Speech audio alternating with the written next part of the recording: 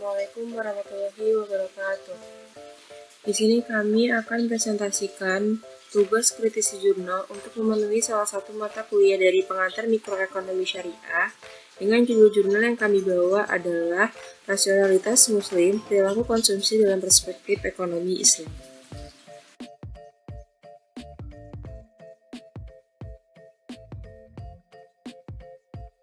Sebelum masuk ke dalam pembahasan yang akan kami bahas, izinkan kami untuk memperkenalkan diri.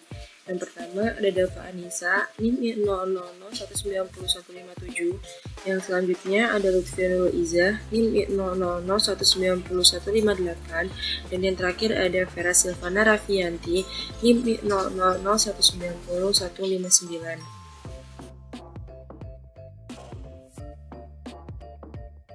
Yang selanjutnya kami akan menyampaikan terkait informasi jurnal acuan yang kami bawa pada hari ini.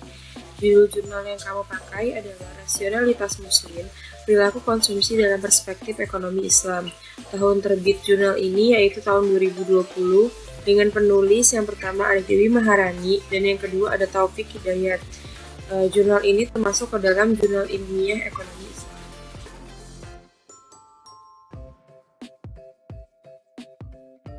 Latar belakang pada jurnal ini adalah rasionalitas ekonomi umumnya tidak dapat dipisahkan dari sistem ekonomi karena merupakan suatu dasar yang terdiri dari bagian yang saling terkait untuk mencapai tujuan ekonomi Islam, mengajarkan cara berperilaku dalam berkonsumsi agar umatnya tidak melakukan secara berlebihan yang akan mengakibatkan pengeluaran pada pendapatan meningkat drastisnya dari batas kemampuan.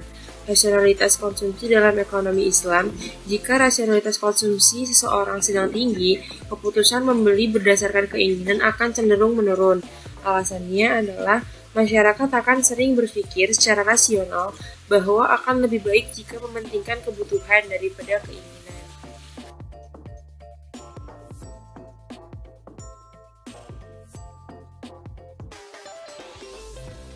Metodologi penelitian yang penulis ambil pada jurnal ini adalah jenis penelitian menggunakan teknik pengumpulan data atau library research dikarenakan kajian difokuskan pada bahan-bahan kepustakaan dengan menelusuri, menelaah, dan mencatat berbagai literatur sesuai dengan pokok pembahasan yang berstandar akademik.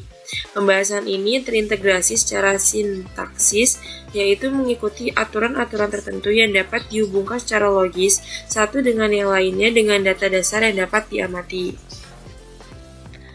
Selanjutnya, isi pembahasan yang pertama ada definisi rasionalitas, dilanjutkan perilaku konsumsi dalam ekonomi Islam, kemudian perspektif Islam tentang rasionalitas dan rasionalitas konsumsi dalam ekonomi Islam.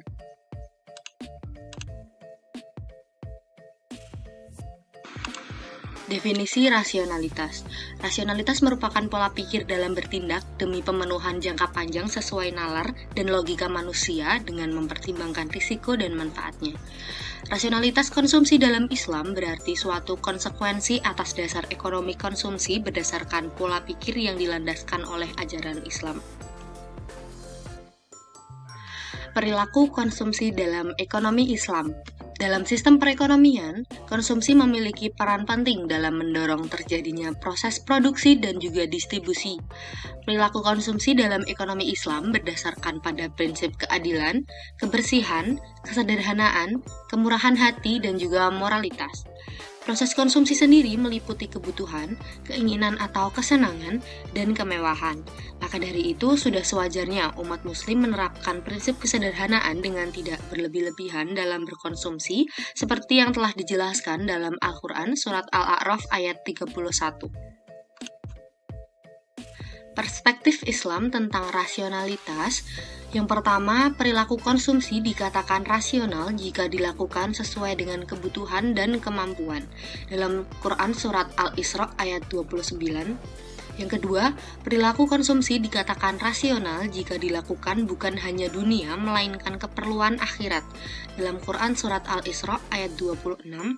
Dan yang ketiga, perilaku konsumsi dikatakan rasional karena memiliki tingkat konsumsi yang lebih kecil terkait kehalalan, sehingga hanya diperbolehkan mengkonsumsi yang halal dan thayyib.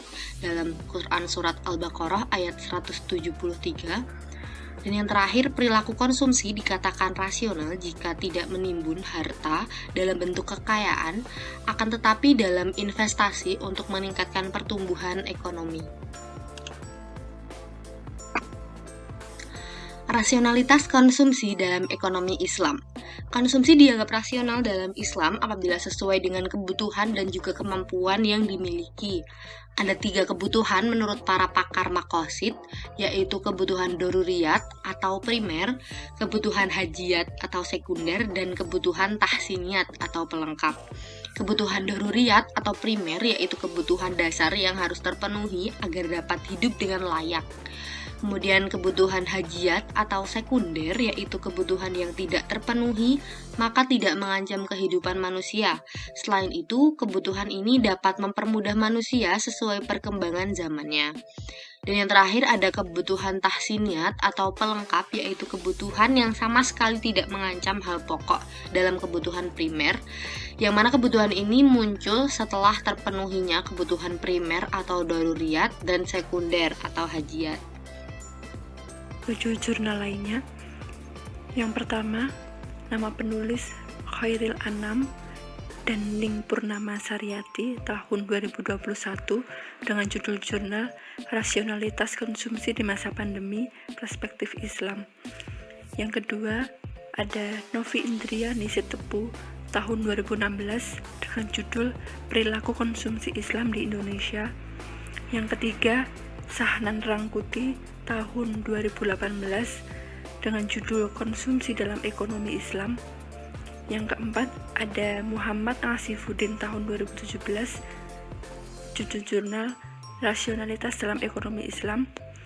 Yang kelima, Ahmad Nurzaroni tahun 2012 dengan judul Landasan Filosofis Perilaku Konsumen dalam Perspektif Ekonomi Islam dan Konvensional. Yang keenam, II Syahabiatin dan Jubaidah tahun 2016 dengan judul jurnal Rasionalitas Konsumen dalam Perspektif Islam. Yang ketujuh, Dita Afrina dan Siti Akhirya tahun 2019 dengan judul Rasionalitas Muslim terhadap Perilaku Israf dalam Konsumsi Perspektif Ekonomi Islam. Kesimpulan, berdasarkan jurnal acuan dan 7 jurnal pembantu lainnya, dapat disimpulkan bahwa perilaku konsumsi dalam ekonomi Islam harus mempertimbangkan kebutuhan daripada keinginan dan hidup secara sederhana, tidak berlebih-lebihan dan boros. Diketahui terdapat 3 kebutuhan berdasarkan tingkat kepentingannya, yaitu kebutuhan zaruriyat, kebutuhan hajiyat, dan kebutuhan tahsiniyat. Dalam melakukan konsumsi, seorang umat muslim haruslah berpikir secara rasional dan mempertimbangkan kemaslahatan daripada memaksimalkan kepuasan. Sekian dan terima kasih dari kelompok kami. Apabila terdapat kesalahan, kami mohon maaf. Wassalamualaikum warahmatullahi wabarakatuh.